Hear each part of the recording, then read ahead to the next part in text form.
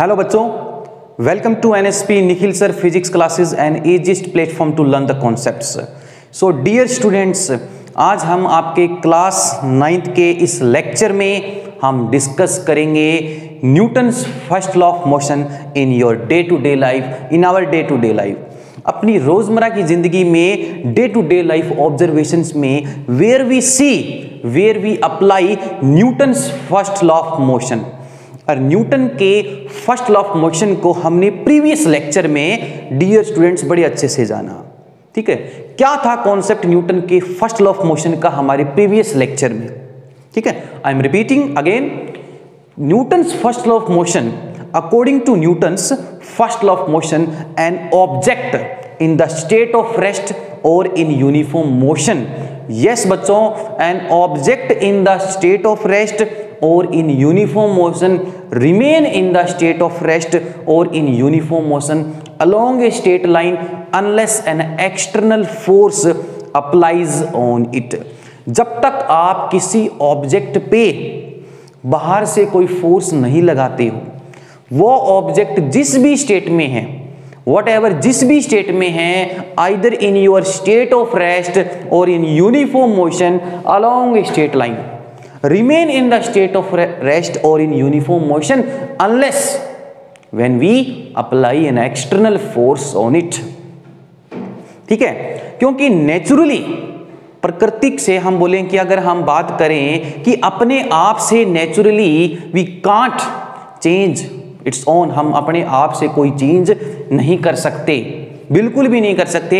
अगर मैं रेस्ट में हूं तो मैं रेस्ट में रहूंगा, अगर मैं एक यूनिफॉर्म मोशन में कांस्टेंट स्पीड से किसी स्ट्रेट लाइन के अलोंग मोशन कर रहा हूं तो मोशन करता ही रहूंगा जब तक मैं कोई फोर्स, एक्सटर्नल फोर्स अप्लाइज नहीं करता हूं अपनी किसी भी स्टेट में कोई बदलाव लाने के लिए।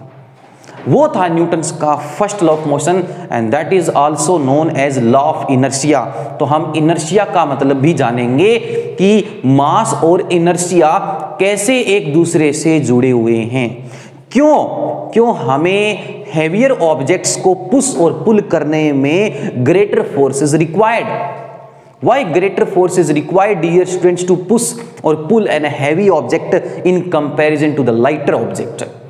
हल्के ऑब्जेक्ट्स को कम फोर्स की जरूरत क्यों पड़ती है उनको डिस्प्लेस करने के लिए, उनको पुश करने के लिए, पुल करने के लिए, in comparison to heavier objects. इसके बारे में पढ़ेंगे, इंटरेस्टिंग डिस्कशन होगा, तो बने रहिए आपके निखिल गर के साथ। तो बच्चों, आज हम पढ़ेंगे इस लेक्चर में कि न्यूटन्स के फर्स्ट लॉ ऑफ मोशंस को हम अपनी डे टू डे लाइफ में हर एक पर्सन, चाहे आप हो, चाहे मैं हूं, चाहे आपका टीचर है, कोई भी है, आपके मम्मी पापा जो भी हैं, कहीं ना कहीं इस न्यूटन्स के फर्स्ट लॉ ऑफ मोशंस को उन्होंने एक्सपीरियंस किया है। अपनी चारों तरफ ऐसे बहुत सारे इवेंट्स हैं जहां पर ये अप्लाई होता है, लेकिन पता नहीं होता, लेकिन पता उन्हीं को होता है जो इनके बारे में जानने की कोशिश करता है। तो आज हमें कुछ ऐसे एग्जाम्पल्स और हम ऐसे जो है day to day life observation study करेंगे वेयर वी अप्लाई और where we use sir Newton's first law of motion. तो बच्चों, लेट्स स्टार्ट। ठीक है, मैंने यहां पर 2 एग्जाम्पल लिए हैं, हम 1-2 एग्जाम्पल और डिस्कस करेंगे ताकि आपको अच्छे से न्यूटन्स के फर्स्ट लॉ ऑफ मोशन का जो डेली लाइफ ऑब्जर्वेशन का जो कॉन्सेप्ट है वो अच्छे से समझ में आ जाए। अगर कहीं भी एग्जाम में अगर 2 और 3 मार्क्स में अगर आपका टीचर और एग्जामिनर आपसे पूछता है कि give 2 examples where we apply sir Newton's first law of motion, then you can write my dear students very easily. ठीक है, तो लेट्स स्टार्ट। आपने कई बार आपने अपने भाई बहन, मम्मी पापा के साथ बस में, ट्रेन में सफ़र किया है। बस में, ट्रेन में सफ़र करते वक्त हम न्यूटन्स के फर्स्ट लॉ ऑफ मोशंस को कहीं ना कहीं अप्लाई कर बैठते हैं। वहाँ अप्लाई होता है, किस रूप में होता है, कैसे होता है, उसको जानना है। ठीक है, सपोज करो, फील करो। ठीक है, when you feel the physics, when you love the physics, then it will be easy for you to more clear the concepts. ठीक है, फिजिक्स बच्चों फील का ही सब्जेक्ट है, इमेजिन का सब्जेक्ट है। जो चीज़ फिजिक्स में हो रही है उसको इमेजिन करना सीखो कि वो चीज़ आपके सामने हो रही है, then it will be easier for you. ठीक है, ए पर्सन स्टैंडिंग इन ए बस, सपोज करो, इमेजिन करो, फील करो, अपने आप को बस में ले जाओ। ठीक है, चाहे जहां भी हो, कुर्सी पर बैठे हो, आप ये सोचो कि मैं अभी बस में खड़ा हूं। और अभी बस स्टार्ट नहीं हुई है। ए पर्सन स्टैंडिंग इन ए बस, जब एक पर्सन एक बस के अंदर उस रोप को पकड़ के या कोई हैंगर को पकड़ के जब खड़ा होता है, जैसे ही बस स्टार्ट होती है तो आपने कभी फील किया है कि जो पर्सन्स हैं वो फॉल्स बैकवर्ड। यस बच्चों, वो कहाँ की तरफ गिरते हैं? कहाँ गिरते हैं? पीछे की तरफ उनको धक्का लगता है, पीछे की तरफ वो बैकवर्ड फॉल होते हैं। कब? जब बस एकदम से चलना स्टार्ट करती है, जब वो पर्सन उस बस के अंदर खड़ा है एकदम से पीछे की तरफ गिरेगा। कब? जब बस एकदम से चलना स्टार्ट करती है। तो you can write down my dear students, a person standing in a bus falls backward. जो भी पर्सन उस बस के अंदर स्टैंडिंग है फॉल्स बैकवर्ड, पीछे की तरफ गिरेगा। कब? जब आपकी बस एकदम से, यस, जब बस आपकी एकदम से चलना स्टार्ट करती है तो हमें, जैसे मैं यहां खड़ा हूं, ऐसे पीछे की तरफ गिरूंगा। क्यों गिरूंगा? क्यों? उसके पीछे एक रीजन है, उसके पीछे कुछ इनर्शिया और इसका कॉन्सेप्ट है, तो हम जानेंगे क्या मतलब है। ठीक है। ए person standing in a bus falls backward when the bus starts moving suddenly. This happens because, ये इसलिए होता है क्योंकि पर्सन और बस दोनों बच्चों किस में है? रेस्ट में है। कब है? जब आपकी बस ने चलना स्टार्ट नहीं किया है, मूव करना स्टार्ट नहीं किया है। व्हेन बस इज नॉट मूविंग, जब आपकी बस ने चलना स्टार्ट नहीं किया है तो मैं और बस अभी दोनों किस में है? रेस्ट में। लेकिन जैसे ही बस चलना स्टार्ट करती है, but as the bus starts moving, चलना स्टार्ट करती है, तो क्या होता है? जो उस पर्सन के पैर हैं, पांव हैं, लेग्स हैं, वो भी चलना स्टार्ट कर देते हैं। अच्छा एक बात बताओ, आप बस में खड़े हो तो बस का जो फ्लोर है वो आपकी बॉडी के किस पार्ट के साथ कनेक्ट है? लेग्स के साथ। ऑब्वियसली बात है कि हमारे पैर उस बस के फ्लोर के साथ कनेक्ट हैं। तो जैसे ही बस चलना स्टार्ट करती है तो क्या होता है? The legs of person, dear students, यही वो पार्ट है जो बस के फ्लोर के साथ हमारा कॉन्टेक्ट में है। The legs of the person starts moving, किस लिए? along with the floor of बस। उस बस के फ्लोर के साथ उस पर्सन की लेग्स जो हैं वो भी चलना शुरू कर देती है जैसे ही आपकी बस सडनली क्या करती है? मूव करती है। इसके बाद में क्या होगा? अब ये बताओ, जो लेग्स हैं जैसी बस चली तो हमारी लेग्स बस के फ्लोर के साथ मोशन में आ गई, लेकिन लेग्स को छोड़ के जो rest portion of that person, उस पर्सन का जो रेस्ट ऑफ बॉडी है, जो पूरा शरीर है, सिर्फ लेग्स को छोड़ के उसके ऊपर तो आपने कोई फोर्स नहीं लगी ना, उसके ऊपर तो कोई फोर्स नहीं लगाई ना। जब आपकी बस स्टार्ट हुई तो बस के स्टार्ट होने से बस का फ्लोर, ठीक है, या बस मोशन में आई तो बस के मोशन के साथ लेग्स भी मोशन में आ गई। क्यों? लेग्स पहले रेस्ट में थी तो लेग्स का इनर्शिया टूट गया और मोशन में आ गया। लेकिन जो रेस्ट ऑफ द बॉडी है वो अभी भी रेस्ट में है और रेस्ट में रहना चाहती है। क्यों? क्योंकि थोड़ी देर पहले मैंने बात की थी कि हम जिस भी स्टेट में हैं, either in the state of rest और in uniform motion, remain in the state of rest और in uniform motion unless an external force applies on it.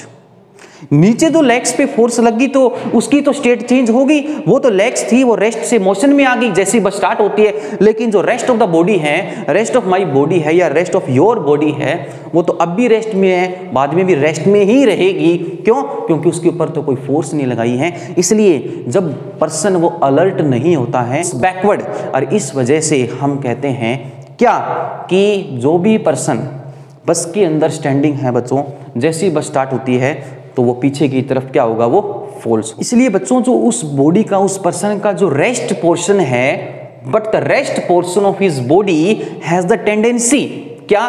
To remain in rest. ठीक है, कि जो रेस्ट पोर्शन है उस body का वो पहले भी रेस्ट में था, बाद में भी रेस्ट में रहना चाहेगा, क्योंकि उसके ऊपर कोई एक्सटर्नल फोर्स नहीं लग रही है। और इस चीज को मैं आपको क्लियर कर चुका हूं, जब तक किसी चीज पर कोई फोर्स ना लगे तो वो जिस भी स्टेट में है वो एज इट इज रहेगा। तो ऊपर वाली बॉडी जो है हमारी वो रेस्ट में थी, रेस्ट में रहना चाहेगी। That's why the person standing the bus falls backward when your bus suddenly starts to move. When he is not alert, जो एकदम से सतर्क नहीं है, अलर्ट नहीं है, तो पीछे की तरफ जाके गिरेगा। तो ये पहला एग्जांपल था, ये पहली हमारी डेली लाइफ ऑब्जर्वेशन थी न्यूटन्स के फर्स्ट लॉ ऑफ मोशन की। You can write down in your notebook dear students, आप इसे अपनी कॉपी में राइट डाउन कर सकते हैं। बहुत ही अच्छा ऑब्जर्वेशन है, हर एक आदमी, हर एक पर्सन हम इस चीज़ से घिरे हुए हैं, जुड़ा हुआ है इस एक्सपीरियंस के साथ हमारा, ठीक है। तो अपनी कॉपी में आप इसको राइट डाउन कीजिए। अगर आपको 2 या 3 नंबर में आपको पूछे तो आपको ये चीज़ लिखनी है, आपको पूरे के पूरे मार्क्स मिलेंगे, ठीक है। आई थिंक आपको ये कॉन्सेप्ट समझ में आ गया, क्यों एक पर्सन एक बस के अंदर जब स्टैंड होता है तो वो क्यों फॉल्स बैकवर्ड होता है, जब वो पीछे की तरफ क्यों गिरता है जब आपकी बस एकदम से स्टार्ट होती है। यही ठीक एग्जाम्पल बस के अंदर हम और करते हैं, जब आपकी एकदम से मूविंग बस, जब आपकी बस चल रही है और चलते चलते जब एकदम से ब्रेक लेती है, यस बच्चों, जब एकदम से moving bus, when you're a moving bus stops suddenly, एकदम से जब स्टॉप्स होती हैं तो हमें आगे की तरफ धक्का लगता है, हम आगे की तरफ जो है गिरते हैं। क्यों क्यों? अब उसका भी एक रीजन है, उसके बारे में भी हम समझेंगे, उसके बारे में भी मैं आपको लिखाऊंगा। तब तक के लिए इस एग्जाम्पल को आप राइट डाउन कर लीजिए, स्क्रीनशॉट लीजिए, वीडियो को पॉज कीजिए और इसको लिखिए। Now come to the second example. ये भी हम एग्जाम्पल है, ये हम अपने घर में, आपने, आपकी मम्मी ने, कहीं ना कहीं हम इस चीज को एक्सपीरियंस करते हैं और इसके पीछे भी न्यूटन्स का फर्स्ट लॉ ऑफ मोशन है। क्या है देखिए, when we made a jerk to a carpet, मान के चलो कि हमारे पास एक कारपेट है, उस कारपेट को जब हम बच्चों स्टिक से जर्क देते हैं, मतलब उसके ऊपर हम स्टिक लगाते हैं, उसको मोशन में ऐसे लाते हैं, उसको हिलाते हैं, किसको? कारपेट को। जब कारपेट को छड़ी से, डंडी से जर्क दिया जाता है, उसको हिलाया जाता है, तो एक बात बताओ, आपने स्टिक से कारपेट को जर्क दिया ऐसे, ठीक है ना, वेव्स में ऐसे, तो कारपेट मोशन में आई कि नहीं आई? आई। पहले कारपेट रेस्ट में थी, जैसे ही आपने उसके ऊपर छड़ी लगाई तो कारपेट ऐसे मोशन में आने लगी। तो इसका मतलब कारपेट के ऊपर आपने एक्सटर्नल फोर्स लगा दी ना, किससे? स्टिक से, और जैसे ही आपने कारपेट पे स्टिक से बच्चों फोर्स लगाई तो कारपेट मोशन में आ गई, कारपेट की स्टेट चेंज हो गई। पहले कारपेट किस में थी? रेस्ट में, फिर किस में आ गई? मोशन में। लेकिन किसकी वजह से? स्टिक की वजह से। लेकिन उस कारपेट के अंदर जो डस्ट पार्टिकल्स हैं, आपने जो स्टिक लगाई है वो आप किस पे लगा रहे हो? कारपेट पे। डस्ट पार्टिकल तो उसके अंदर एम्बेडेड है ना, उसके अंदर क्या हुए हैं? उसके अंदर दबे हुए हैं। तो वो जो डस्ट पार्टिकल हैं, आपने देखा हो कई बार अपन क्या करते हैं, झड़काते हैं या साफ करते हैं कारपेट को, ऐसे पकड़ के जुम छड़ी लगाते हैं, तो जो मिट्टी है, जो डस्ट पार्टिकल्स हैं, वो सीधा आपके जमीन पे गिरते हैं। क्यों गिरते हैं? उसके पीछे भी न्यूटन्स का फर्स्ट लॉ ऑफ मोशन है, लॉ ऑफ इनर्शिया है। क्या है? Then carpet dear students comes in motion, जब आप उस कारपेट को स्टिक से जर्क देते हो। लेकिन जो डस्ट पार्टिकल्स हैं हमारे कारपेट में, वो पहले भी रेस्ट में थे, बाद में भी रेस्ट में रहना चाहेंगे। क्यों? क्योंकि उनकी टेंडेंसी है रेस्ट में रहने की।